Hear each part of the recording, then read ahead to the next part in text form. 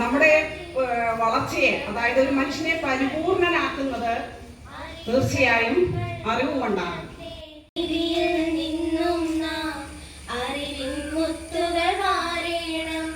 പുസ്തകമെന്നൊരു ചങ്ങാതി ഉത്തമനായൊരു വഴികാട്ടി, പുസ്തകമെന്നൊരു ചങ്ങാതി ഉത്തമനായൊരു വഴികാട്ടി.